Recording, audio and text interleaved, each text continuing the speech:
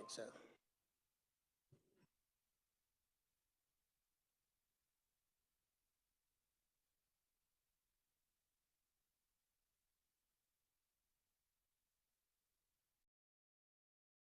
All right, it looks like the best and the brightest have just shown up. So we'll go ahead and call the Transportation Committee to order. Former Senator Wilborn, don't be offended when I called them the best and the brightest. All right. All right, committee, today we have one item on the agenda. It is a hearing on SB 404. Chris, would you give us an overview, please? And committee, each of you should have a copy of the Senate bill and the supplemental note. This is kind of an involved bill, so I want to make sure that we actually take some time on this and understand what it's about. Go ahead, Chris. Thank you, Mr. Chairman. Committee, good afternoon. Senate Bill 404, as amended by the Senate Committee on Transportation, would authorize county treasurers, the Division of Vehicles, or a contractor out of the division to charge certain increased fees for vehicle registration transactions. So the bill would amend KSA 8-145D, which is a statute that currently provides additional fees for vehicle registration and renewal applications. That statute requires applicants for vehicle registration renewals to pay a service fee of $5 to the county treasurer, the division, or the contractor of the division, in addition to usual registration fees, depending on who is performing the transaction.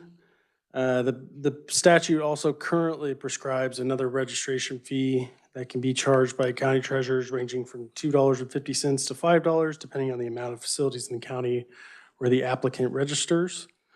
And these fees, again, under current law, are collected by the entity performing the transaction and deposited into a special fund created and described for each entity in KSA 8-145. What the bill would do is provide that from July 1, 2026 through June 30th, 2028, a county treasurer, the division, or a division contractor may determine to charge a service fee that does not exceed $15. The bill also removes provisions relating to that facility registration fee that I described earlier, renames that fee a transaction fee that can be charged by county treasurers, and that can be an amount that does not exceed $5 as determined by each county treasurer. The increased fees would continue to be deposited and credited to the special funds created for those entities described in KSA 8-145. The provisions of the bill would become effective July 1, 2026. I'd note the Senate made amendments to the bill as it was introduced by striking Section 1, which is dealing with personalized license plate registration periods. So that's taken out of the bill, and it's just that one statute that's being amended in the bill. I'd be happy to stand for any questions. Chris, do you know what the reason for the sunset date was? Have you ever heard why they put the sunset for 2 years? No, sure. I'm not sure. I believe there was intent that there would be some other sort of solution figured out in the meantime, and these increased fees would kind of maintain in the interim. But then there's nothing in the bill that talks about how we're going to come up with the solution in the meantime? No, sir. After that sunset, the fee would just go back to the regular $5 that's allowed under current law. Okay. Representative Hoheisel. Thank you, Mr. Chair. Thank you, Chris, for that breakdown. I want to focus a little bit on Section 2. July 26th to June 2028, a county treasurer, division of vehicles, or a contractor of the division may determine to charge a service fee in amount not to exceed $15. I want to set aside the division of vehicles or the contractor piece and focus on the county treasurer piece. I like the idea of a county treasurer having this authority as an elected official. However, correct me if I'm wrong, we do have 2 counties in Kansas that do not elect their county treasurer. Is that correct? Sure, Representative, yes. I believe it's Wyandotte and Johnson counties are both appointed county treasurers. The rest should be elected. Okay. Something to just keep in mind. Thank you, Chris. Thank you, Mr. Chairman. Representative Brunk. Thank you. Maybe you could articulate the nuance of or a distinction between a service fee and a transaction fee. Or maybe some of our conferees, we're getting head nods that they're going to tell us the difference. So Yeah, I would probably leave that for the other conferees. The other, only thing I can say is the name are different between the fees. But the transaction fee is replacing what used to be a facility fee, which is $2.50 to $5, depending on the amount of registration facilities. But yes, I defer that to them, Thank you. to the other conferees. Representative Delperdang. If I can comment on what Mr. Holz, you said section 2? Because on my bill, it's one sentence. Section 2, KSA 8-145D is hereby repealed, period. Then it goes section 3.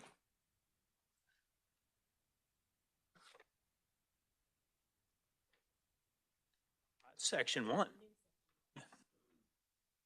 Yeah, new section 1 after, I think, the amendment. Okay. Yeah. New section 1. Yep. Thank you. Sure, I could just provide Yeah, go ahead. one other point to Representative Brunk's question. I would say the service fee is also, it's a fee that could be charged by the division or contractor or county treasurer.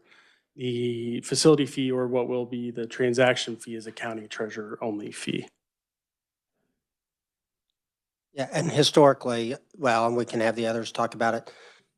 It started out, didn't it? If you had an off-site facility, you could do $2.50.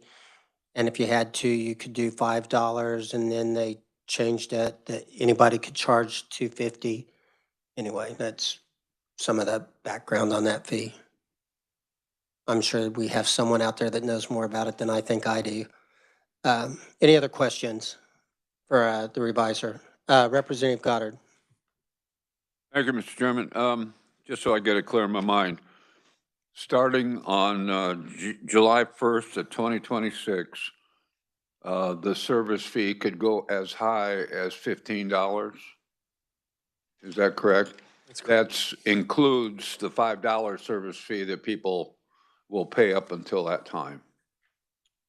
That's correct, sir. There could be some interpretations of whether that's a separate fee or the same fee, but yes, at least from that time period, there's a service fee of not to exceed $15. So the operative definition would be service fee and not an additional one.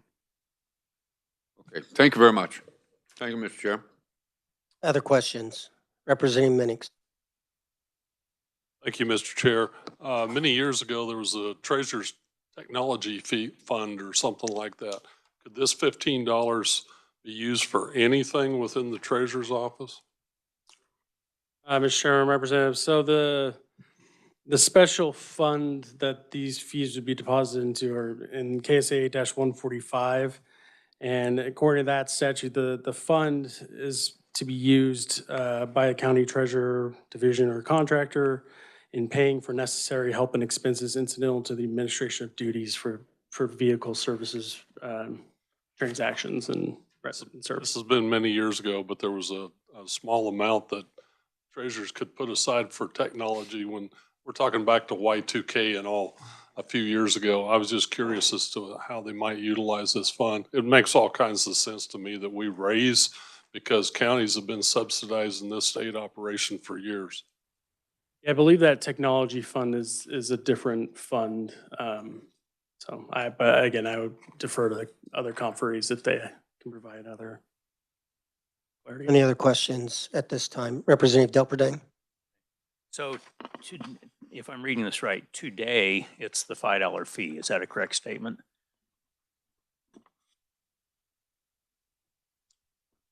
So there's a current $5 fee. Is that what you mean? Right. Yes, That's there's a today. current. With or without this bill, it's $5 today. Correct. When did that go into effect? How old is that $5? Oh, I don't know that at the top of my head. I think Jill. I mean, is that a really old number, or was that last year, or, you know? I believe it's been in statute for some time, but again, I think Jill would have that answer. Yeah. $5 service fee has, Yeah, go ahead, Jill. I'm sorry, Jill Shelley, Legislative Research. That $5 service fee has been there since 2006. So 20 years. Okay. that helps put it in perspective. Okay, thank you. Any other questions? All right, thank you very much, Chris. And if you look in the file, there should be a copy of the fiscal note. Fiscal note to the state is negligible. It's reprogramming of computer systems and things of that nature. I think it was $26,000. I don't see it real quickly. I also want to point out to the committee's attention, we have two other documents. One is a document just to give you how this $5 would affect different deals that the counties handed out when they were working on SB 119. I think Shiloh can probably, with the Riley County Treasurer, could discuss a little bit better, but what they were doing was projecting their losses through 2029, and it showed the effect of a $5 fee. So you can look through and see how your county might be impacted if they got $5. The other thing, Jill, do you want to go over this sheet just a little bit? Yeah. Thank you, Mr. Chairman. In your packets today, there's something called the vehicle-related fees directed to county treasurers. It explains the provisions in 8-145 that direct certain monies to the county treasurer account. And at the bottom in note 1, it has the language of that Chris mentioned about where that is directed and how it is to be used. This provides the KSA number, the current amount, and the year it was last increased, and whether it is directed to that particular special fund by statute. It will show you that for vehicle registration, there are amounts directed to the county treasurers, depending on how many transactions they do, with a $15,000 maximum, regardless of the number of vehicle transactions. And then it also provides some information from the fiscal note from Senate Bill 119 regarding the number of certificate of title applications, 842,000 in 2024, and the vehicle registration applications, which is close to 3 million in 2024. So the committee knows, so there were 842,000 certificates of title that were given out in 2024. And then there were 2,977,568 registrations that were given out. So important information as we think about the fiscal effect of this. Is there anything else that I need to tell them about? Okay. With that, we'll go ahead and open up our testimony. The first proponent for SB 404 is Shiloh Hager, the Riley County Treasurer. Welcome to the committee, Shiloh.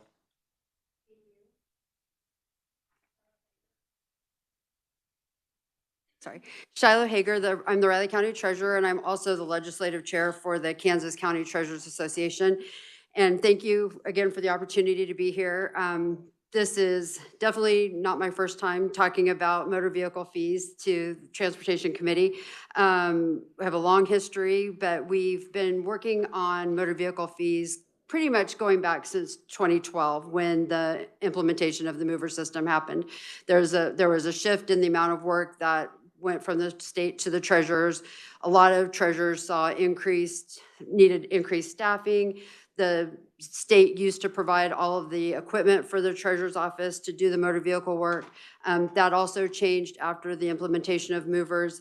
And with that shift in workload, there was a shift in the cost. However, there's not been, as they mentioned, any increase in the revenues that the counties retain for doing the work on behalf of the state. Just to give you some ideas of how the approaches that we've been working on, we started in 2012. We were able to get the facility fee, and I'll talk a little bit about that. The facility fee was meant to help supplement some of those offices that had multiple locations.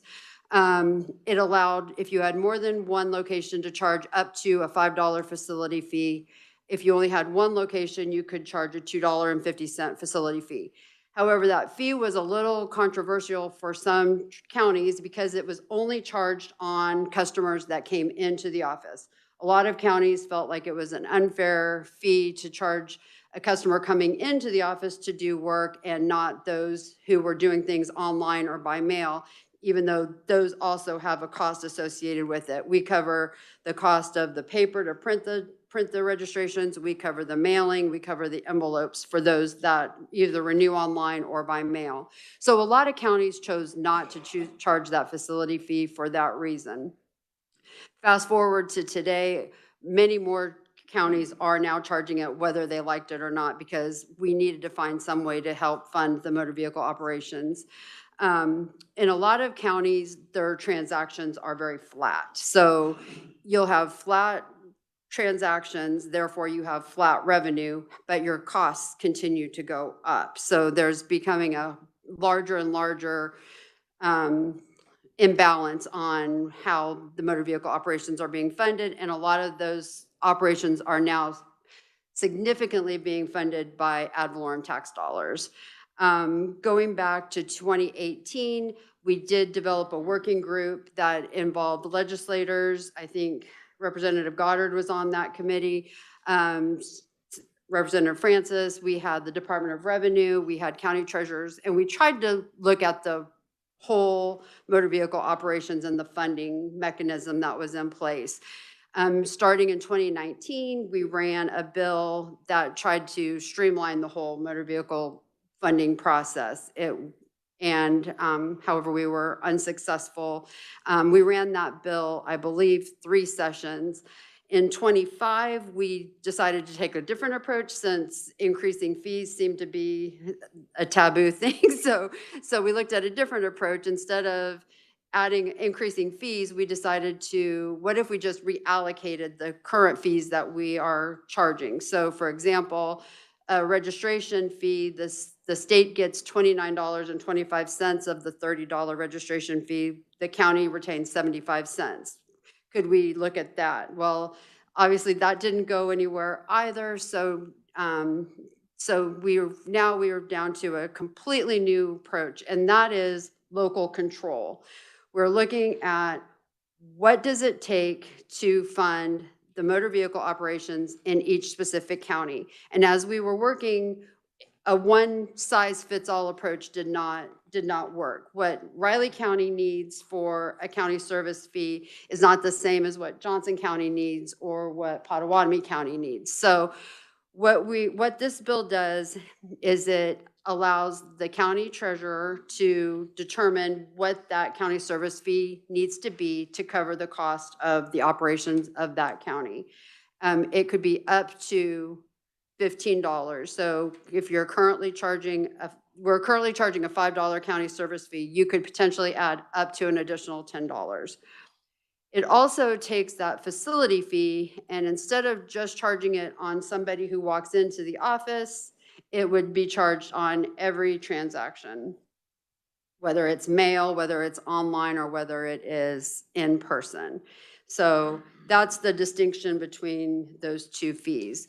All we are wanting to do is cover the cost of what it costs us to do business, motor vehicle business for the state. And in hopes it would be so that then your counties are no longer having to subsidize the motor vehicle department with ad valorem tax dollars. And with that, I will be happy to answer any questions that you might have. So I want you to just expand on one thing. One of the problems that you had with the transaction fee also, or excuse me, the facility fee also is when you got your bill for like 10 vehicles, you'd write your check, especially if you're a business, and you would go into the office. Do you want to just talk about the problems it caused you guys? Sure. Yeah, because it was not included on your renewal notice, the public did not know that there was a fee added if you came into the office. So somebody would have their check already written out, and then you'd have to tell them, oh, well, I need an additional $2.50 per vehicle. And that also caused some heartache with constituents because they weren't knowing exactly what it is. They got a notice that this is what I'm supposed to pay, and now you're charging me additional. With this, we would want those additional fees to be included in the renewal notice so the customer knows exactly what they're paying when they come into our office.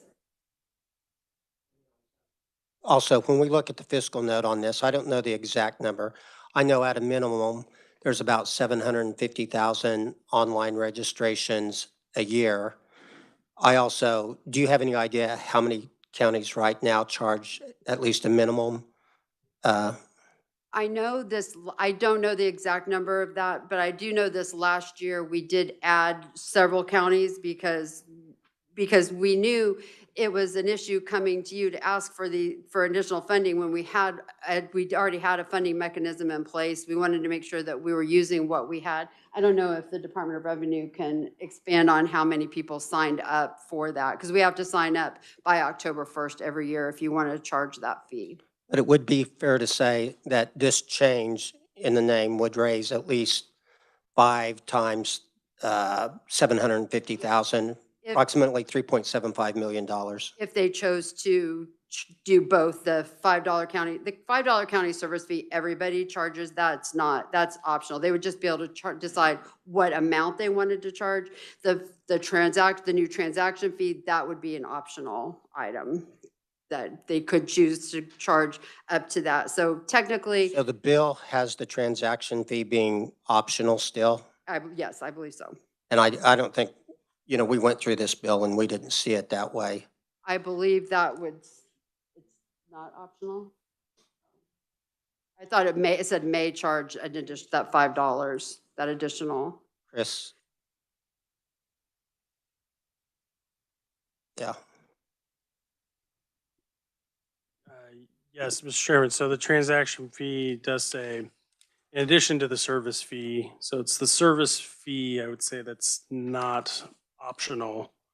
But the transaction fee or the county treasurer may charge any applicant a transaction fee in an amount not to exceed $5. And I know in our conversations, and we'll have revenue in here later on, I believe they've got some issues being able to change some of these things.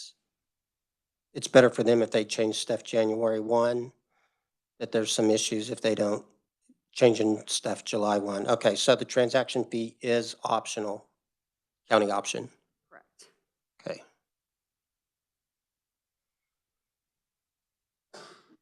Representative Van Houten. Thank you, Mr. Chairman. So the transaction fee is the same as the mobile facility fee? Are these two separate? The transaction fee is now it's replacing the facility fee instead of, they just changed the name so that it could be charged on all the transactions, not just those coming into the office. Right, so currently, if I go show up in person, I'll get the $5 ding. If I do it online, there's no charge? There's not on an that additional. Transaction fee? Yes, that is correct. Okay. Representative Hobson. Thank you, Mr. Chairman. I'm just trying to understand, from what you just mentioned right now, you said in your testimony with respect to keeping local control. Why can't the county commissions actually help set this particular fee versus the state? It's because it's in statute what I'm asking is because you're saying there's a different cost, and not every county is different. So why should there be a universal $5 if different counties have different populations and it costs differently? Well, that's what we're trying to establish, that each county would be able to set their own county service fee. So right now, every county charges $5. So if Riley County needed to charge a $10 county service fee, but Johnson County needed to charge a $7 county service fee, it could be county by county what that county service fee is. Okay. Well, we'll talk later. I'm just trying to understand, because he was talking about the $5 fees basically not up to $15. Was that my understanding? It would be, yes, right now we can only charge a $5 county service fee, and this bill would allow us to charge up to a $15 county service fee. In some cases, some counties may cost some counties more than that. It may, but there, we wanted to keep it a reasonable amount and not be too, you could leave it, open-ended, say, charge what you need it to be, but we weren't trying to, we were just trying to, I think up to $15 made most counties whole, if a county needed to just go up to that whole $15. Thank you, Mr. Chairman. Shiloh, I've got a little question here. So why don't we just leave the county fee the same, the $5, and then make the transaction fee be able to go up to 15? I mean, if you guys get to make that decision, I mean, I'm just wondering why we've got the $5 fee that part of it's local option, and then we got the $5 fee that part of it's not local option, but I think. $10 of it is Sure. local option. Sure. I think the idea was that the county, because the county service fee would be the same, or the county service fee, I guess it's apples and oranges. I think you could argue it could do either way. When the bill was written, it was mostly that we wanted to concentrate on that county service fee because that's what most counties were going to concentrate on. A lot of them weren't going to charge that additional facility fee, or because they weren't using it now. And so I think that's probably why it got written that way. So we could, if we wanted to, the bill's already complicated, or the bill that the customer gets can also always already be complicated. We could just make it a county fee and then say optional Sedgwick County That would be your transaction fee or something. your prerogative. Yes. But you still achieve the same, Correct. you guys still achieve what you're trying to achieve. Yeah, we wanted to make sure that that transaction fee was on everything and not just people coming into the office, I guess is what. So yes, you are correct. You could do it the opposite way. Leave the $5 the same and then have an additional transaction fee that number would change. Right, because the county fee is on everybody regardless of whether they come into the option or not. Correct. Into the office or not. Okay. Correct. Representative Helgerson. You ever take the time to itemize what the cost is on the different services in your office? Yes, we've done, so that was the sheet that Representative Francis has, I guess that only shows the loss, but to get to that number, we did, we surveyed the treasurers and had them send us what their costs were and what their revenues were, and that other form sheet shows what the current loss was per county. We do have that, not all, we had about 50 counties respond to our survey. And so then we extrapolated the rest of the counties out to get what the total loss was for the counties. So I'll just give you an example for Riley County. Our motor vehicle operations in Riley County are subsidized by ad valorem taxes at the tune of about $350,000 is what we're short in Riley County. You guys have a facility fee? We started in January, we started charging the So facility. this doesn't reflect? That does not reflect that, no. And it would be fair to say if you guys did a workforce evaluation that it's really not the renewals that are the issue, it's the new car titles that are the biggest time-consuming issue. Is that Sure, a definitely. fair? Oh, definitely. And I looked at that just a little bit. Joe did give us a number of 849,000 a year, but you guys get about 1,750 for each new We get, car yes, we get registration. $2 for the title, $5 county service fee, 75 cents for the registration, $1.50 if there's a loan on it, 50 cents if there's sales tax. There's a lot of different components that go into it. That's why back in 2019, we tried to get rid of all of those individual fees and just go to a flat $10 county service fee, which at the time would have helped the counties. Now that $10 county service fee would probably have to be $15 or, so inflation, Yep. Representative Delperdine. Aren't you glad you went first? We'll run out of questions by the Yeah. time we get further down the list.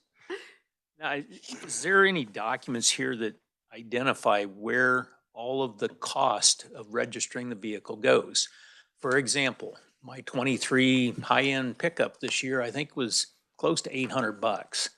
And to me, I look at, I'm gonna give you $800 to register this for 1 year, and then you're gonna nickel and dime me on all these little fees. So out of $800, you can't pull an extra $10 to give back in place of a fee, or where does all that go? Sure. So I believe the Sedgwick County Treasurer provided you a copy of one of our receipts. But to your point, your pickup truck probably also has property tax, which the property tax gets distributed among the taxing entities within your community.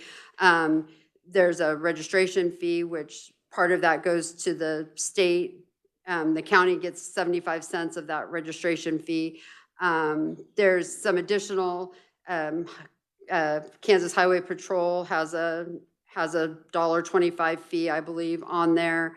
There's a $4 modernization fee that goes to KDOT. So yes, we definitely, in the past, we have looked at, maybe we could reallocate some of those fees so there wouldn't be anything additional, but that took money away from the state. And so that, that didn't go anywhere either. It's just incredible. 'Cause even on here, on the new title work, it's a $5 charge if I come in person. Can I do a new title without coming in person? No, on a new title, you have to come in person. So And why there's is it not e- a, so and why there's is it not a even listed facility on here? fee. That's just our county service fee. So why is it even listed? It's a forced fee you're gonna make 100% of the time because I have to come into the office for new title work. Why isn't it, like you said, a transaction fee or something? But again, with the amount that we're charging, by golly, I had to get another $10 out of you on a fee. Yeah, I understand. But we're trying to just cover the cost of what it costs us to do the work. That's what, and so statutorily, that's what we're bound by. We can only charge a $5 county service fee, and it's not covering the costs anymore. So, okay, I get to go back and tell my people that we're gonna charge more property tax on their vehicles and additional fees. That's really what it's coming down to. Any other questions for Shiloh? Representative Helgerson. We have had discussions and heard about the idea of privatizing part of this. Do you want to speak before I hear from Senate members or anyone else about it? I guess as county treasurers, we like to be able to help our constituents. We like to be able to them to come into their local county treasurer's office and do the work. If you privatize it, we've kind of been hearing some rumors about that. I can't really speak to it because nobody's really discussed it with us, what that would look like. But there would still be a cost associated with it to somebody if it was even privatized. So I don't know if a private company would have to charge more than a $5 county service fee in order to provide the staff to do that work. We've not explored that at all. And I guess it would be disappointing for our constituents to have to go somewhere other than their local county office to get the work done. Senate hasn't contacted you or had any discussion? Not anything formally, no. Thank you. Any other comments or questions? Seeing none, thank you very much, Shiloh. All right, next on the agenda, we have, if I can find my agenda,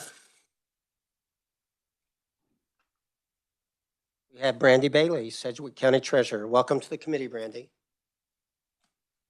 Thank you. Good afternoon. I'm Brandy Bailey, Sedgwick County Treasurer. I wanted to say before I get started that I'll reference this in my testimony, and we'll get to that in just a minute, but just so that way you guys have it right in front of you. Chair, Vice Chair, members of the committee, thank you for the opportunity to come speak to you today. You already have my written testimony, and so rather than repeating that, I would like to focus on real-world transaction levels and realities that demonstrate why Senate Bill 404 is both necessary and reasonable. So what the county treasurers actually receive, and that's where this is going to come into play. And I want to, there's often confusion about how much a motor vehicle transaction costs and what is actually retained by the county treasurers. And so I'd like to begin there. The first example is actually page 2. It's the new title work. So for this particular transaction or this vehicle, the county treasurer will receive a total of $15 made up of several small statutory fees. First, you have the $5 service fee, which applies to every transaction, a 75-cent registration fee, which applies to every transaction, a $5 facility fee, which applies only if a customer appears in the office in person, a $1.50 lien holder fee, and that's a new vehicle fee, and that's only if there's a lien on the vehicle, a 75-cent plate fee, and that's on new vehicle only, and then a $2 title fee, which is on the new vehicle only. So as you see, we get $15 out of this particular transaction. The state would receive a total of $45.25 on this particular vehicle, and then the motor vehicle tax that was collected would be distributed to all the taxing authorities in the county in the tune of $282.68. So now if we look at the renewal, which is the first page that's in the packet. So this is a standard renewal, which you had said that there's approximately 800 and some thousand statewide in last year. The county treasurer will receive up to $10.75. First is the $5 service fee, which remember that's on every vehicle, 75-cent registration fee, a $5 facility fee, which is only applied if the customer comes in person. If the renewal was completed online or in the mail, the treasurer would only retain $5.75 of this if this vehicle was done online, even though the transaction is still processed in our office. So when the renewal is done online, it flows into the local treasurer's office. We have clerks back there who have to print these off every day. In Sedgwick County, I have 3 clerks that are looking at these each day because we have so many coming in to verify if there's delinquent personal property tax. If there's delinquent personal property tax on this online renewal, we have to stop, write a letter to this customer, send them a letter, and then wait for them to return their fee. So it does cause more work on that transaction if there is personal property tax owed on that. And then we don't send that tag out to that customer until that customer then replies back to us, coming in, paying that fee, or sending us a check in the mail for their delinquent property tax. Today, tag clerks complete the same statutory transaction, whether it arrives in person, online, or by mail. In many cases, the online transactions and the mail transactions take more time due to the follow-up of missing documents, error corrections, and resubmissions. In short, the treasurer's office are performing the work but not receiving the compensation. Senate Bill 404 converts the facility fee into a transaction-based fee, ensuring that treasurer is compensated for the work regardless of how the customer submits the transaction. What does this mean in real dollars? And this is to Sedgwick County. In 2024, Sedgwick County did not collect $880,890 in facility fee because those renewals were completed online. In 2025, that number increased to $943,725. In both years, the work was fully performed in the office. The only difference was how the transaction arrived to us, not whether the work was completed or not. That's nearly $1.8 million over 2 years in uncompensated work tied directly to an outdated fee structure. Who is actually subsidizing this work? When county absorbs these losses, the funding does not disappear. It is covered through property taxes, primarily paid by homeowners and property owners, not necessarily motor vehicle owners. Statewide, counties are estimated to have subsidized approximately $12 million in motor vehicle operations in 2025. That subsidy is projected to grow to $14 million in 2026. So that's a subsidy, remember, that is paid with property tax dollars. This means residents who may never register a vehicle are increasingly subsidizing motor vehicle transactions because the current fee structure does not fairly compensate counties for their work being performed. Senate Bill 404 helps return Kansas to a user-based funding model rather than continued reliance on property tax subsidies. Why the current fee structure no longer works. Counties collect only limited service fees for registration transactions, often well below the true administrative costs, including labor, technology, equipment, and facility overhead. One size does not fit all. Large counties face volume-driven costs. Larger counties process tens of thousands more transactions annually, requiring more staff, larger facilities, extended hours, and additional technology and equipment. A modest increase in service fee helps support these high-volume operations without relying on general fund subsidies. Smaller counties face sustainability challenges. Smaller counties often have fewer transactions, fewer employees who perform this work, and limited budget flexibility. Even small gaps between service costs and fee revenue can significantly impact a small county's ability to sustain operations. The ability to set a fee that reflects actual costs supports long-term viability. Senate Bill 404 simply provides county treasurers limited authority up to a cap to respond locally if and when it's needed. The constituent impact? We regularly hear from our constituents who tell us that the long wait times cost them far more than a modest service fee and increase in fees would cost them. For hourly workers, caregivers, and working families, spending half a day or a full day waiting in line at the tag office is significantly more in lost wages than what that small increase in a fee would be.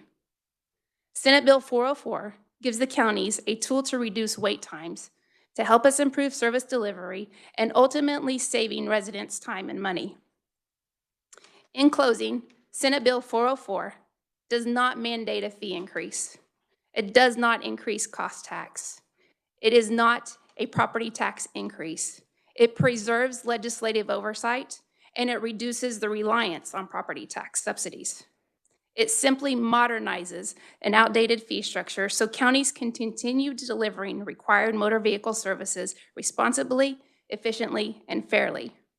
On behalf of Sedgwick County and the County Treasurers Association across the state of Kansas, I respectfully urge your support on Senate Bill 404, and I'm happy to stand for any questions. Does anybody have any questions for Brandy? Representative Paul Heisel? Thank you, Mr. Chair. Thank you, Brandy, for being here today. I was looking at this receipt. You have this invoice, and I was curious. I see the date on. I was curious if you used mine from 2 weeks ago when I saw you in the office. I think yours was a little higher, actually. Yes, I seeing the cost. Yeah, it definitely was.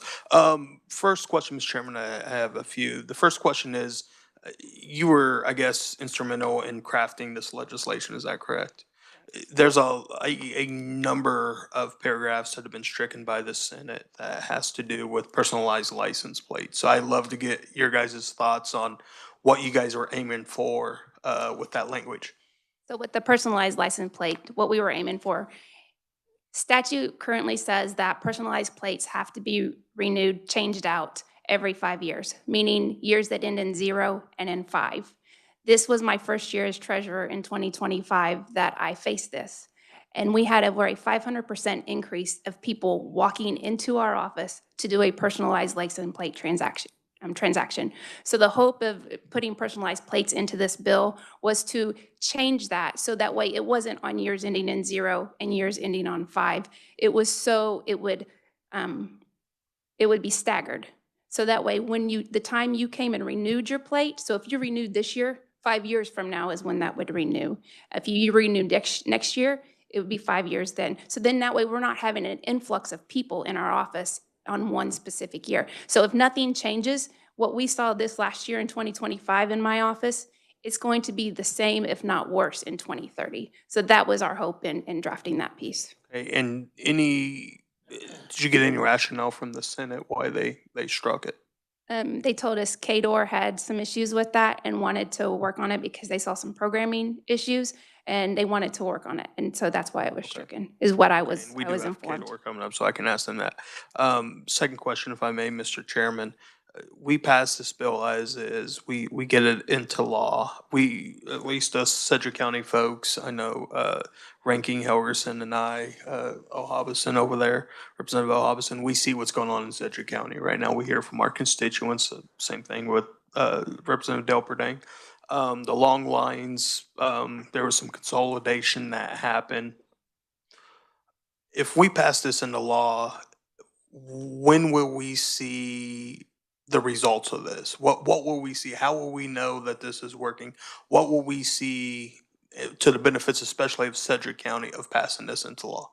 So I'll tell you right now, we're doing things by thinking outside of the box. How do we make things happen now? So we have implemented a title drop-off service where a customer can just come in, drop off their title work, we'll process it, we'll call you when it's ready. I've opened satellite offices, so you said consolidation. I had 2 main tag offices. I had to close 1 tag office to help decrease the cost of my office. We've opened 8 satellite locations. 3 of them are in car dealerships areas that are free to us. They don't charge me a penny to come in there. They see it as a benefit to the constituents where people can make appointments. So this is planned to go into effect July 1st. I would say you would probably start seeing changes by year end. My office specifically, I would hire more people so I could open some more satellite locations to reduce that foot traffic that's coming into the 1 main office. If I can follow up real quick, I did notice when I was online a couple of weeks ago scheduling an appointment that you guys did have the car dealerships. I think Rusty or Davis Moore, one of those was an option. Can you tell me how that works? So we're in Rusty Eck, Mount Hamilton Ford, and Walser Auto Campus. And it's just, we have a small office in there. Okay, so and we have actually county employees in I have there. 1 county employee in there. We've gotten the technology where we aren't even tied into any of their networks. We're tied completely into Sedgwick County's network, which then goes over into KDOR's sites, so that way we can do the mover system. So nothing is on any of the dealerships' networks. So we have 1 employee in those locations. A customer can go out and schedule an appointment, and then they just show up at the dealership. My clerk sits there, works their transaction, and then they're off. So people are appreciating this because they're coming into an office where there's nobody waiting.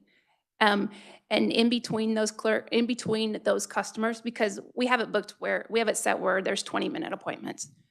We know sometimes those transactions don't take 20 minutes. So therefore, those clerks now are working on my mail. So that way I'm getting that caught up. And we, on a daily basis though, still in our Douglas tag office, which is our 1 main tag office, I still see between 650 and 700 people a day. And that's actual people a day. We're processing over 1,400 transactions a day.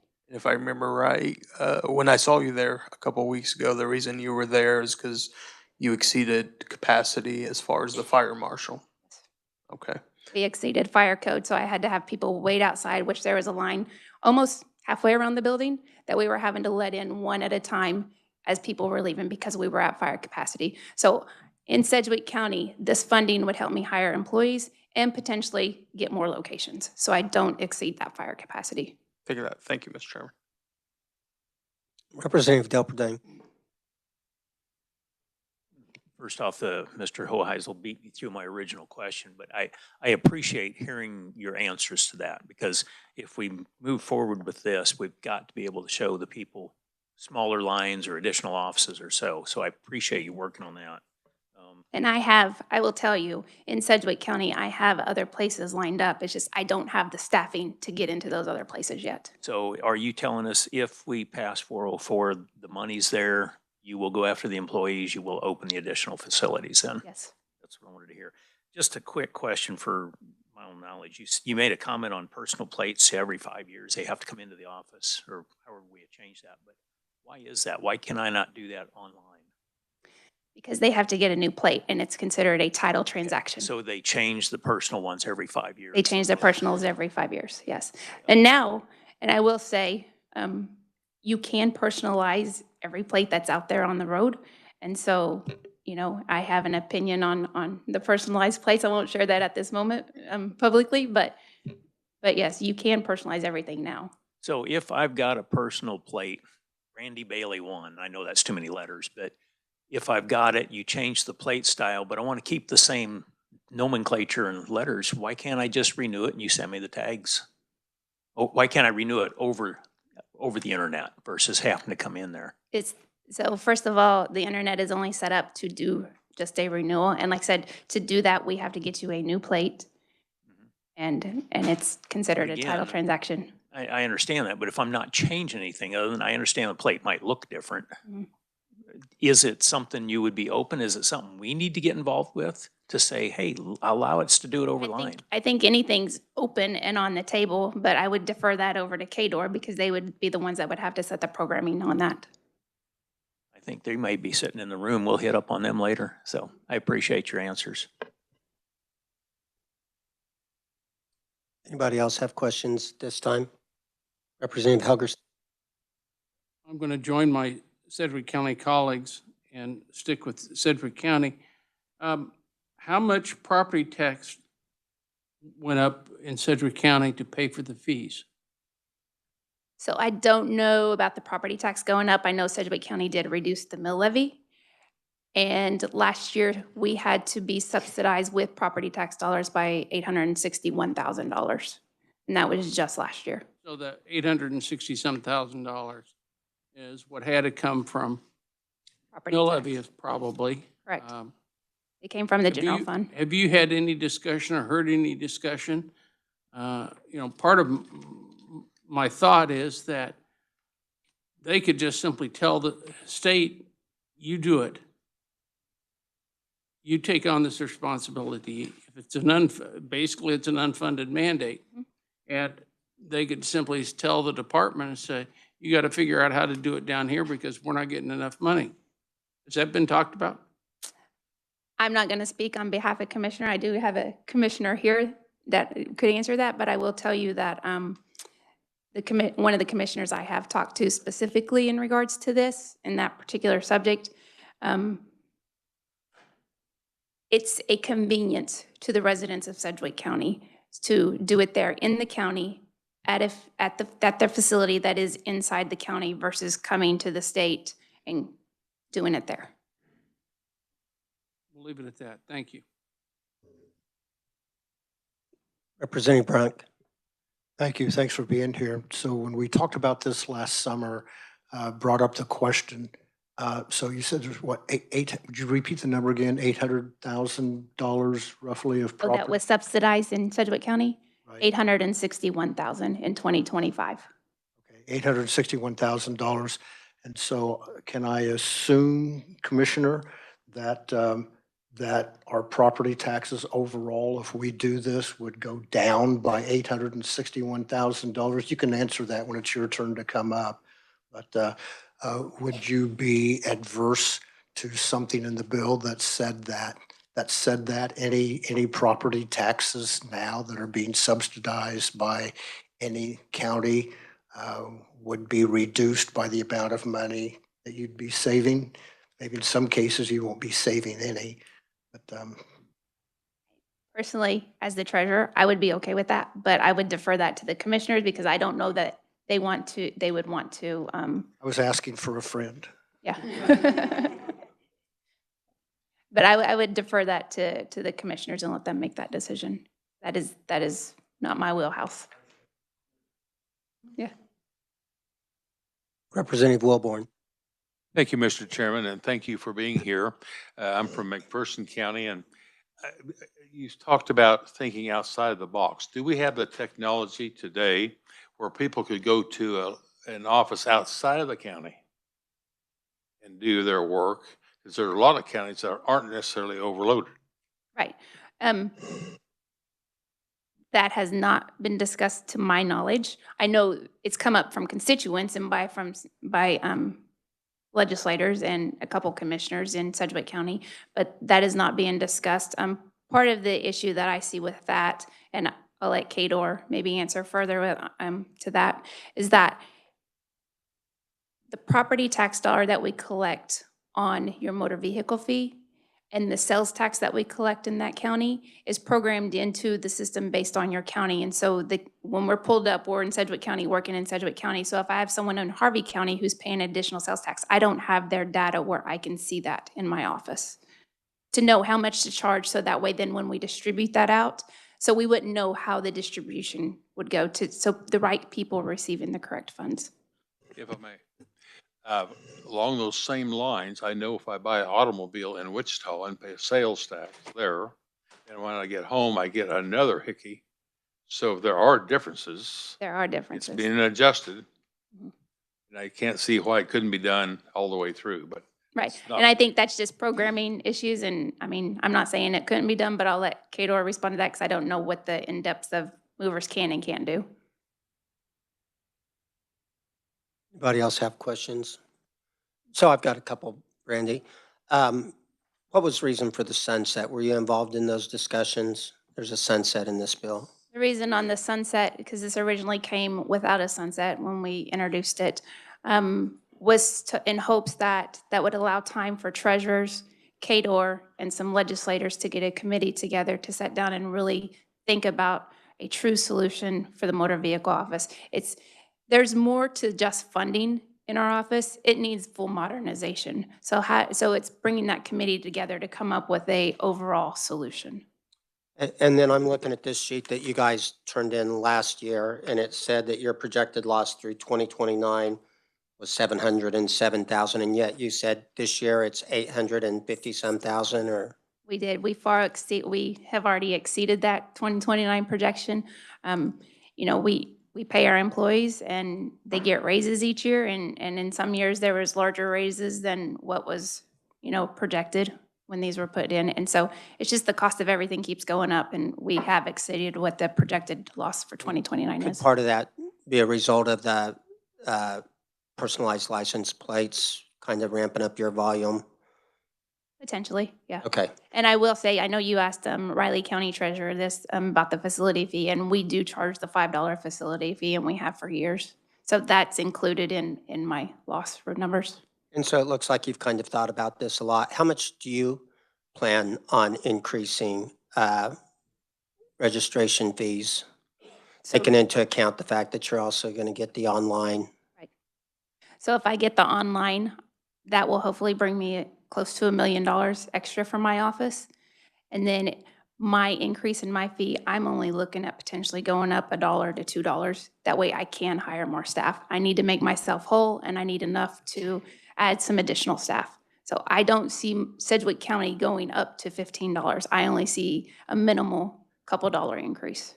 And then, I look at this, my county doesn't charge a facility fee. And I know regardless, we have people with different capabilities and different issues. How do I protect my constituents, like in my case, $15 a vehicle, and maybe they don't need it?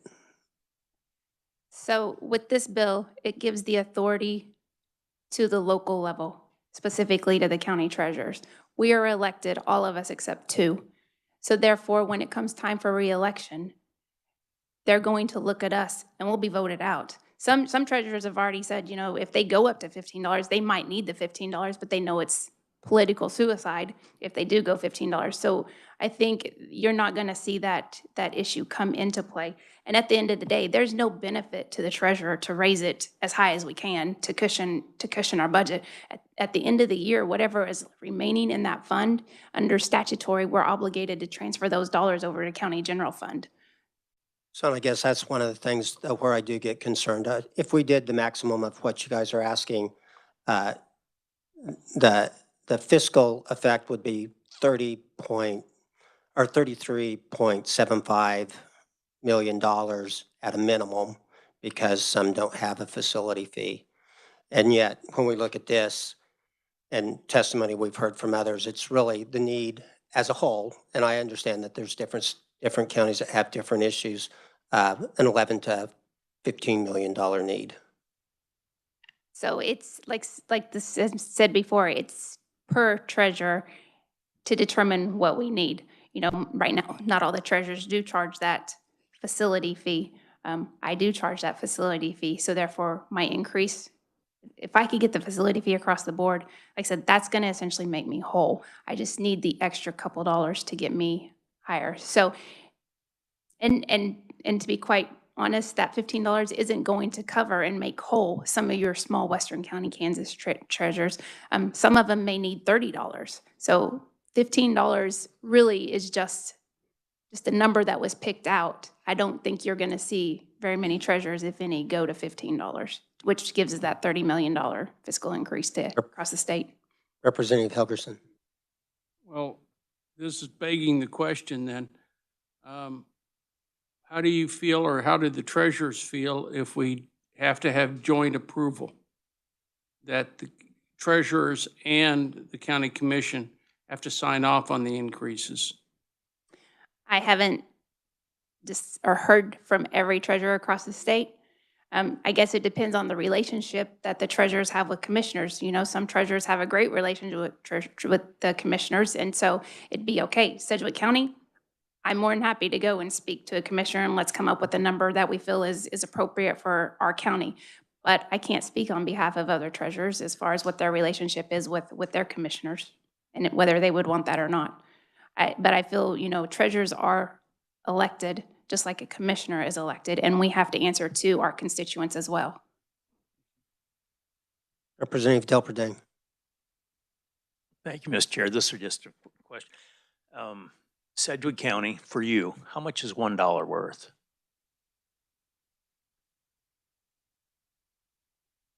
I guess I don't understand. What do you mean, how much is you raise $1? your fee by $1, how much does that bring in? What's the revenues worth? No, to tell you the truth, I have not gone and done a full calculation of that. So maybe you might, okay. Thank I can work that up and I can send it to you. Would it be fair to say, this says you've got 480,000 registrations, that it would be somewhere north of that because you collect the fee on more than just registrations? Correct. You're correct. So it'd be over 480,000. So that's why I'm roughly, saying in probably. Sedgwick County, maybe $1 to $2 is all I would need to increase that Plus what you're picking up on the on facility. the facility fee being on every transaction. Because I know last year that was $924,000 that I did not collect because it was online. Representative, are you sure? We got all day here. This is actually important. Okay, all right. All right, any other questions for Brandy? Thank you for coming in, Brandy. Thank you. Okay. Next on the agenda, we have Tom Franzen with Johnson County. Welcome to the committee, Tom. Good afternoon. Thank you, Chairman Francis and members of the committee, for allowing me to be here today to provide testimony in support of Senate Bill 404. Again, I am Tom Franzen, the Johnson County Treasurer, and I'm here not only on behalf of Johnson County, but on behalf of the Kansas County Treasurers Association. And I want to first start by thanking both Shiloh and Brandy for a nice job. They've done a great job of kind of recapping the history of how we've gotten here and some of the challenges associated with that. And I think from the questions that are being asked by this committee, I think it's indicative of the issue that we're faced with today, which is this is not a simple issue, or we would have already had this resolved. This is a complex issue. It's a multi-government jurisdictional issue, right? At the end of the day, state systems, state processes, county treasurers acting on behalf of the state as agents. So I think the question I heard earlier is, well, why don't you just give it back to the state? Well, I'm not an attorney, but state law says I have to do the work for the Department of Revenue. The reality of it, what we're really talking about here is you've got the right people in the design, you just don't have it properly funded. And I want to stop and take a moment. You've got my testimony in front of you. I walk through the steps of kind of how we've gotten here and really what it means. But the essence of what we're talking about is you've got an outdated revenue model for one of your most important government services in the state of Kansas. Just about everybody has a vehicle, right? And what we're talking about is trying to address something that is used widespread, and the model just has not kept up with what it should have been for this operation. So there was a question earlier about, well, privatization. Yes, treasurers have heard these talks over the years about we should just privatize. If you go back and look in the Brownback administration, they did that. They quietly did that, and they set up a vendor on the side to do titles here in Topeka. Guess what? The revenue that vendor gets to charge is not what statutorily treasurers can charge. And it's not even close, right? Treasurers get $2 out of every title. If you go to the Topeka operation here, the outsourced operation, $20, $25, $35 for a title. What does that tell you about the model that the treasurers are working under? It's long outdated. It needs to be fixed. One of my goals today was to really, in addition to echoing what both Brandy and Shiloh have talked about, was really just to focus on what's our recent look by an independent body tell us about this operation. Legislative Post Audit, your Legislative Post Audit did this work last year and reported out that there's a significant gap in the funding for this operation. They looked at the records in 3 counties. Johnson County was one of those counties.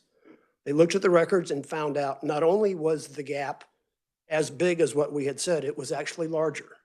And Chairman Francis, you have the list there of what the treasurers had pulled together a few years ago. That was really just trying to help paint the picture of the magnitude of what we're talking about. But those numbers, as you're finding out, they were very conservative. Treasurers didn't want to say it was a lot worse. They just wanted to say, here's the basics of what it's costing us. And the reality of it is, as Legislative Post Audit pointed out, it's significantly underfunded, and the needs across the state of Kansas are different in each community. And knowing that, that's what you would expect, right? The labor market in Johnson County is different from the labor market here in Shawnee County. It's different than in Gove County and Haskell County and many other counties. So why do we have a revenue model that gives us the same revenue? That doesn't make sense. If you go back to 2012, when we put the mover system in, the model was different then. The model was the state was doing a lot of the work, and the fees that county treasurers got to charge are fractional, except for the county service fee. The county service fee was $5. That was the fee that was really supposed to provide the lion's share of the money for county treasurers to do the state's work. Now, having said that, we weren't forward thinking enough when all the work transferred down to the local level. We didn't change the revenue model at that time. And yes, that's on us. We should have foreseen this and done something about it.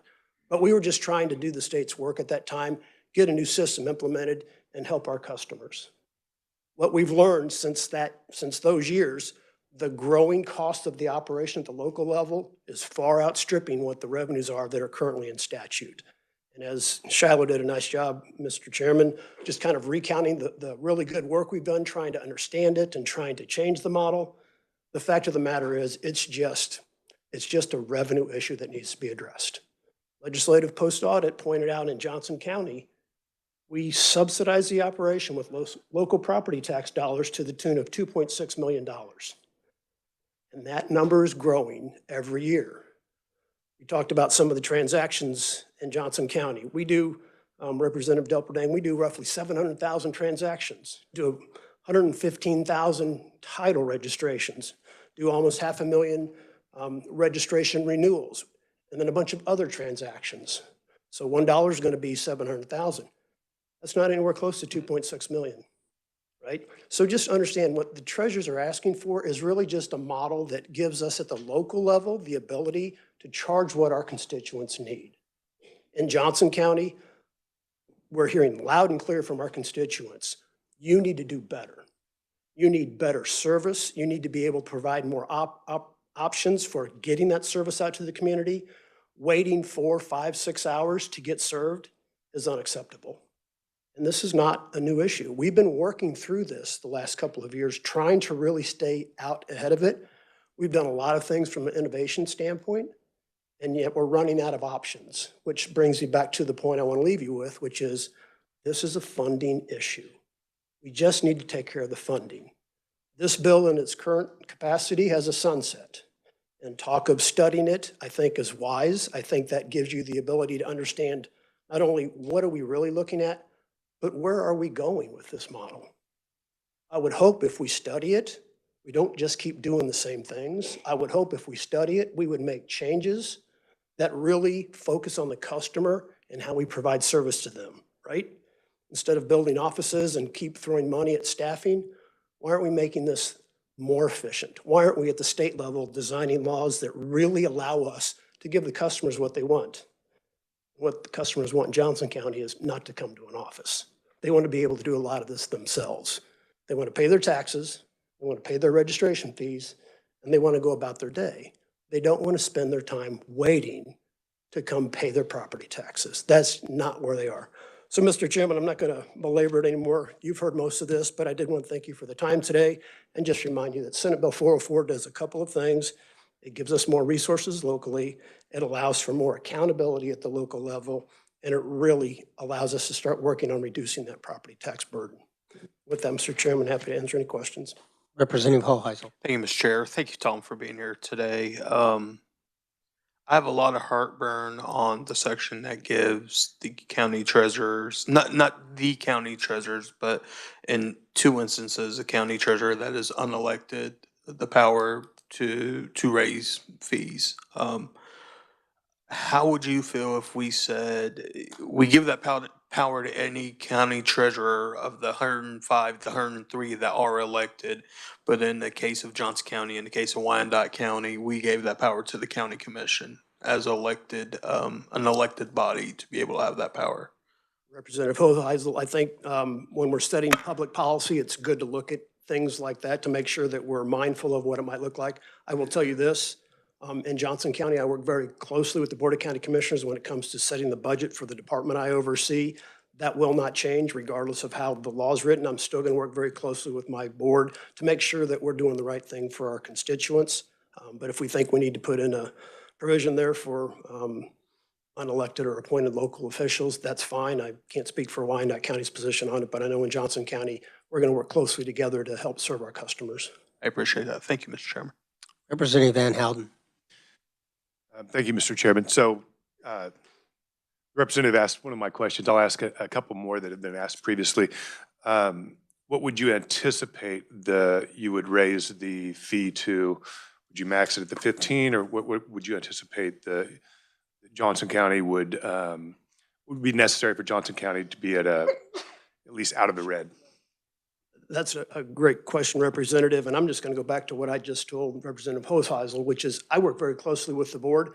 Together, we would sit down and say, okay, what do we need? My guess is, thinking about my chairman who's sitting behind me and making sure I don't say anything that he may come and testify differently on. My guess is, at the board level, we would say, let's start by covering the amount of property tax subsidization we're doing here. So the $2.6 million, whatever that pencils out to the fee-wise, we would do that. Then the question in my mind really becomes, and what is the service level our customers are expecting? And we need to hire people to meet that. And I have a request in this budget cycle for more staffing. And that number, basically, it starts to be $1 million for the amount of staff I need just to fill the chairs that I have. So we can go ahead and make sure when you show up as a customer, you don't walk in and see half the seats are empty. We have to start at the basics, and that means putting people in there to go ahead and provide that level of service. Did that help? Yes. I may, one other question. So the previous testimony about the personalized license plates being on 0 and 5 years, what's your thoughts on that? So I think you heard from my colleague in Sedgwick County, there's probably some thoughts around maybe we should be kind of revisiting just personalized plates in general and kind of some of the challenges that come with that operationally. I think what you may hear from our Department of Representative friends here is talking about there's certain things operationally that they want to be able to think through before we just change the system. And again, that's every 5-year cycle. Yes, that is a surge on the offices. Maybe there's a way that working with the Department of Revenue, the treasurers can find a way that you don't have to have people come into an office to get that done. My hope is that there's a solution out there. But again, I think it's probably bigger than just trying to fit something into this bill specifically. Thank you, Mr. Chair. Representative Helgerson. Any states do it right? Do any states do it right? Deanne? We've been looking at a number of states, Representative, to address your question. There are many different strategies out there. The thing that's important to remember is not all states operate the same way, right? Some states run it at the state level. Some states run it at the local level. Some states are big on technology. Some states are big on outsourcing. So there's many things to choose from. But again, I think it goes back to the thought process I'm hearing here, which is I think we need a deeper dive into studying, okay, if we address the revenue, which is step one, step two really is modernizing the authorization. So if you can do that, if you can modernize it, that's not just the treasurer's standing up here saying this is what you think should do, or Department of Revenue saying this is what we should do. It's bringing all stakeholders together. And it's really hearing from everybody that has a part of the process and understanding what are your needs. And then if you come back to the real reason we're here, what is the customer's needs? And then work from there, you'll probably come up with a better model. And yes, there are other states that are doing some pretty interesting things out there, but I can't give you one model that's perfect for Kansas. Can you give them some other time? Happy to do that. Thank you. Representative Minix, did you have a question? I did. Go ahead. Thank you, Mr. Chairman. Sitting here listening, I hear all the people with questions on how our current system works. It's complicated. We've got these little small fees here and there. This legislature is wrestling with a little bit of property tax relief. It makes sense to me as a past county employee, and I'd suggest this to the county commissioners in the room. When we're under tax lids and we're under pressure for property tax relief, we many times turn to user fees. Anything that has to do with a registration on our tags and everything, if I wouldn't be adverse to setting a $15 fee, and for the treasurers that have to run for reelection, you can say how many dollars you turn back to the general fund at the end of the year because you ran a very efficient operation. For those of you that are hired by the county commissioners, you can do the same thing to justify your jobs. We all want it done efficiently, and I think it could be simplified tremendously, and the general public out there that's driving the vehicles and need to be tagged, they understand something really simple. If you walk in the door, you're probably going to pay $15 with whatever you do. We could simplify this deal so much. And guys, there's a little bit of property tax relief behind this deal. The property taxes have propped this program up for the last 10 years. I'd say in some of these communities, if it was $12,000 a year, well, over the last 5 years, that's $60,000 that came out of the general fund that subsidized basically a state operation that works with the Department of Revenue. Just a suggestion. Thank you, Mr. Chairman. Representative Essick. Thank you, Mr. Chair. Hello, Mr. Franzen. Good to see you. Appreciate your testimony today. I just wanted to ask or verify your opinion. Is this 2-year sunset going to be enough time to study this, to look at it, to implement it, to modernize, whatever we're going to do in that 2 years? Do you think that's sufficient? So, Representative, I think it gives us time to work on it. The question is, how diligently are we going to get after doing this from a study standpoint? Now, having said that, I think what you're going to find is while costs continue to increase at the local level, this bill gives us the flexibility to set that fee at the amount that needs to be set locally. The long-term solution in my mind is still provide that level of local control and responsibility. But again, if you're not going to change the system, I would say you need to get rid of the sunset because you're not looking to make anything different. You're just funding it differently. I think you shouldn't lose the opportunity to take a look and say what really does need to change because we're still doing it the same way we've done it for an awful long time. Representative Anderson. Thank you, Mr. Chairman. So none of these are your counties. So I'm looking at my hometown county of Harvey County. We have around 36,600 registrations. And looking at the projected loss through 29, about 44,000. So with this additional fee, it puts us in the black by 138,000. So by a good margin. So this additional fee seems to ease the burden on some counties, but then you look at like Geary County, 31,000, so a few less than Harvey. They're in the red, still 213,000 after this. So this is obviously helpful and it does stop the bleeding, but why are some counties that are around the same number of registrations in a far worse spot? And thank you for the question, Representative. I think you might have heard earlier from, if I recall, it was Shiloh who made the comment that you have different sizes of counties, right? In Johnson, we have significant volume, so we don't need as big a fee. But in some of your smaller counties where you have to hire 1 or 2 staff, you may not have the volume at the current proposed fee level to go ahead and cover all of the costs, but you're going to cover most of the costs. But the reality of it is, and I would point back to those numbers are dated that we're looking at. And understanding that, those costs are continuing to increase. So as you think about the public policy you're setting, maybe there's a way to go ahead and do something for the counties that still aren't going to be made whole with this fee amount, and find a way to at least get them taken care of, because quite frankly, again, state responsible services administered locally, we want to make sure that we have a model that makes sense and we don't have different levels of government kind of competing against each other or not supporting each other. We should be working together to go ahead and drive what the constituents need. Does that help? One thing to also reflect on that, the numbers on this can be vary drastically based upon whether you have the facility fee or not. Like for instance, they've got a facility fee already of $5.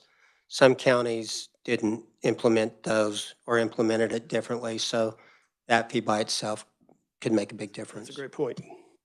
Yep. Any other questions for Tom? We're going to have to start moving on. I know we have a couple of county commissioners that would like to speak today. If you guys can come up and make it really quick, we need to get to the Division of Department of Revenue. Mike Kelly, welcome to the committee.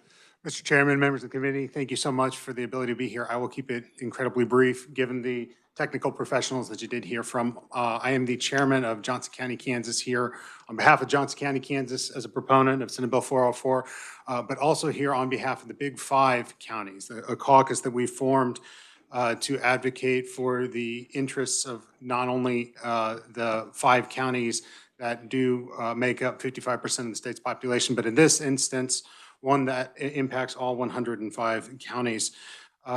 As partners with the state on many of the services that we provide. 43% of our ad valorem budget is for services that we provide statutorily on behalf of the state. Our partnership plays a critical role in creating and maintaining the excellent quality of life within our state. And I wanted to be here in support of this bill because it's really a concrete solution of our shared priorities, providing that excellent service while also being mindful of the impact that property taxes are having on our shared residents. By giving the counties the authority to charge this increased fee for transactions, we can raise the revenue that's necessary to provide that quality of service and really meet the service and the innovations that are available that you've heard from these various treasurers that have been tested and should be tested to meet that level of service that the people of our counties demand.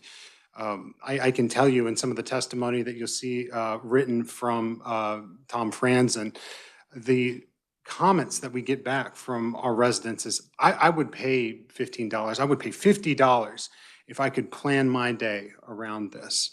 If I could make sure that I could go to work, that I could go to school, I will pay it. Because of the impact that this is having on people's day-to-day lives. So we want to make sure we're meeting our residents where they're at while also being mindful of the impact of property taxes. I'm committed to working with all of you on improving that level of service, being mindful of property taxes. And thank you for allowing me to be here on behalf of the Big 5 counties. I'd be happy to stand for any questions. One quick question. We got to get to. Yes, sir, Mr. Chair, thank you. Since we have County Commissioner up of a county that I'm referencing as far as having a appointed, non-elected treasurer, how do you feel if for counties like yours, we give that authority to the county commission? To the same comment that Mr. Franzen made in quite well. We work hand in hand together, but as you know, the buck stops with me. Buck stops with the county commission. I'm happy to own that. Appreciate that. Thank you, Mr. Chairman. All right, thank you very much. Chairman Blubaugh, did I say that right? Okay. Thank you very much, Chairman Francis and committee. I just kind of want to, since we're running short on time, I just kind of want to address some of the issues that have been brought up here today. Specifically, we look at, I think 2024 was 655,000. Now we're looking at almost a 900,000 deficit. Of the emails and calls I get from constituents, number 2 is property taxes, how upset people are with the assessments. Number 1 is the tag office. People are very frustrated. We're trying to do everything we can to make a more user-friendly, positive experience. Our County Treasurer Bailey, she's opened up 10 satellite locations. We're trying to do everything to accommodate that level of service. Representative Brunk, I know you brought up earlier, would the county commission be in favor of bringing down our mill levy by that extent? Right now, when we look at our assessments, Sedgwick County will be on our 4th year of bringing down the assessments and bringing down our mill levy. I'm sure it'll be over that amount, but I don't know. I won't want to handcuff future commissions because I don't know, what that would look like in the future, because if these values continue to go up, say it goes over $1 million, and now we're faced with, where do we cut? Do we cut the sheriff's department? Do we cut EMS?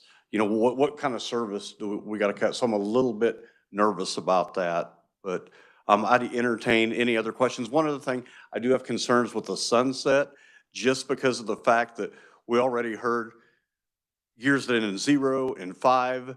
Well, we're looking at a 2-year sunset that'll put us right into 2030, and if there's something not addressed with the personalized tags between now and then, we could be facing exactly what we just faced last year. So I'd be open to any other questions. Anybody from Sedgwick County have one quick question?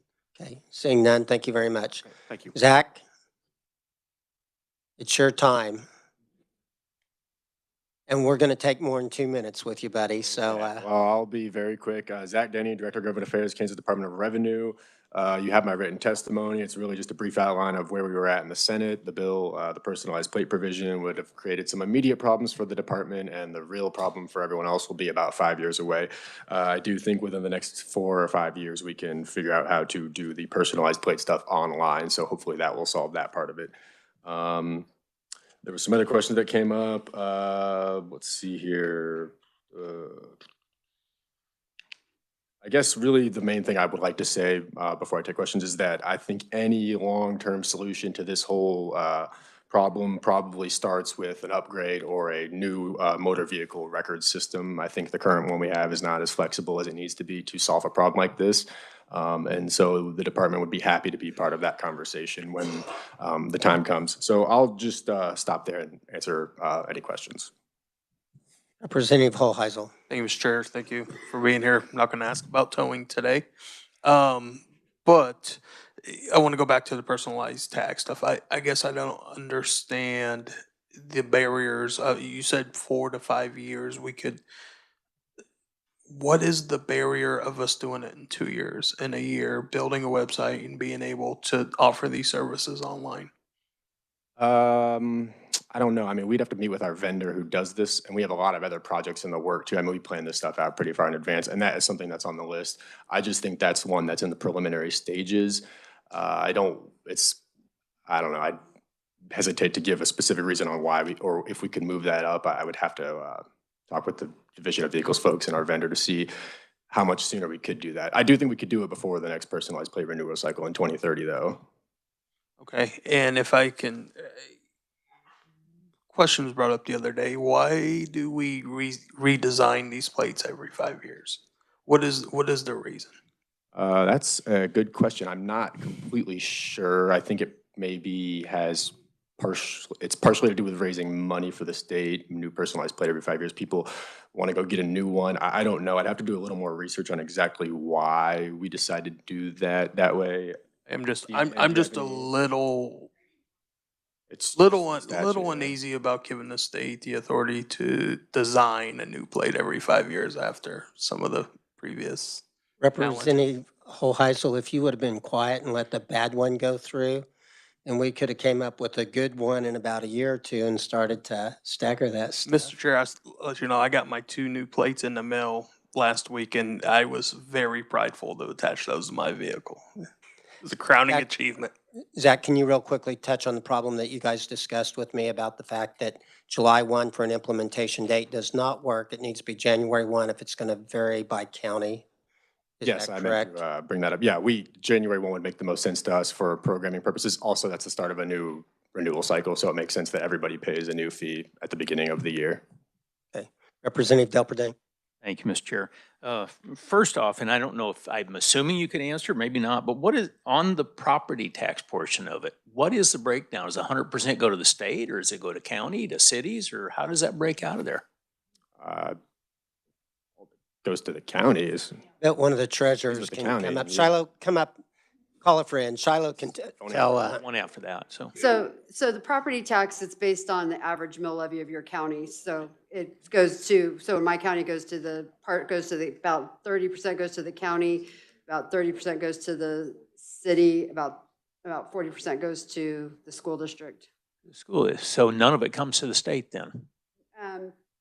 The 1.5 mills, but. That's gone. But that's going away, so. That's after gone. This year, no motor vehicle money will. So it breaks up kind of like a normal property tax on your residence. Except it doesn't have the 20 mils for the schools in it. I understand. Very good, interesting. And then question number 2, just kind of a burning question here. I'm on the last page of the bill, but it talks about county treasurer, division, contractor shall deposit monies. I get that. Couple lines down, such amounts shall be used by the county treasurer, the division, or contractor. Who is this contractor that's getting the state money? Or it's not state money, the local and county monies now? I think there's 2 separate ones. There's the Kansas Vehicle Title Service, and then the other one, honestly, the name is escaping me right now. But then also we have vendors, I believe, too, that applies to. Kansas Motor Carriers, thank you, that's who I was looking for. What's it for? I mean, how do I get my name into that to get tens of millions of dollars coming in? Who are these contractors really is what I'm trying to grasp. They basically offer a expedited titling service. I think a lot of dealers use it to get titles like that, like day of, is what they do. Aren't they a subsidiary of the Kansas Automotive Dealers Association? Yes, I believe that's accurate. Again, I'm sorry. The Kansas Automotive Dealers Association, that's their affiliate that does that. And then the Kansas Motor Carriers do it for the semis and commercial vehicles. Okay. So do we know what those fees are? Or is that taking a bunch away from the facilities here? And we may get, or can you talk about those? I mean, I've got a don't fee and know I can share this with specifically. you. It says title only by Kansas vehicle, whatever is $12. And then KDOR gets $10 because I think they do some of the work that the treasurers do or something. Do you want to address that, Deanne? Or can someone give Deanne a microphone?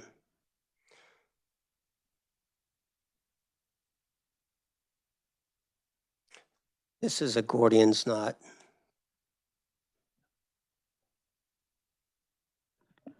Deanne Williams, Director of Vehicles.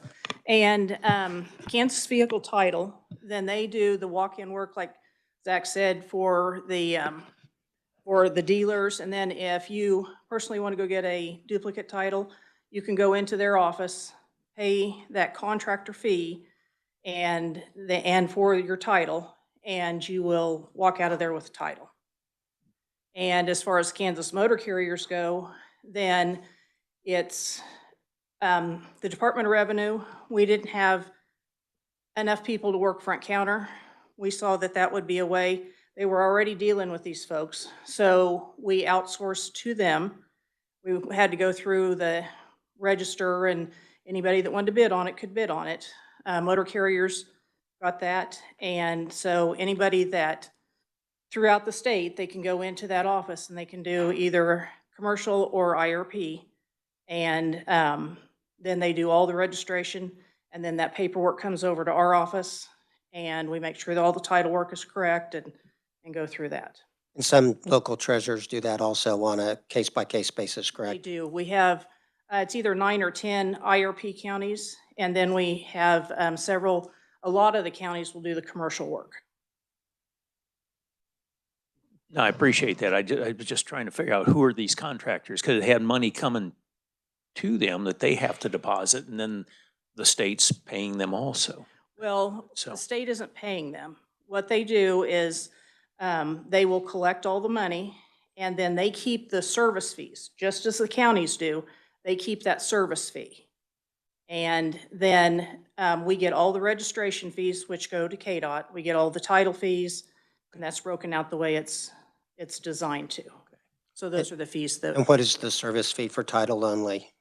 Is it this $12 that's on that sheet? No, it's going to be what the county treasurer gets, which if it's a brand-new vehicle, it's going to be like $15. But it like Shiloh is said. equal to what the treasurers get? Yes. Okay, we're not paying them excessively more or anything. So what's this $12? That's because they're a contractor, they're able to charge additional fees. They can charge the customer $12 on top of the 15 that they get. Yes. Okay. All right. Representative Vaughn? Yours is for Zach or is it for Deanne since she's already up there? I think either could take it. It just, building on Representative Hoheisel's question, he talked a little bit about why not do the specialty license plate renewal online. I like the idea in the original bill of doing it staggered, so doing it every year, kind of breaking it up. I was just wondering, what was the reasoning behind not being able to do that? Is it also the motor vehicle record system, or what were the reasons that wasn't? It is, and we'd also, we want to have one personalized plate instead of having, one, say in 4 years you come in and you get that, then the next year we would go ahead and put out the new plate. So then we're going to have all of these different plates. And, our goal would be to get something online. So make it much easier for, constituents, for treasurers, for Department of Revenue, so we don't have all of those folks coming in.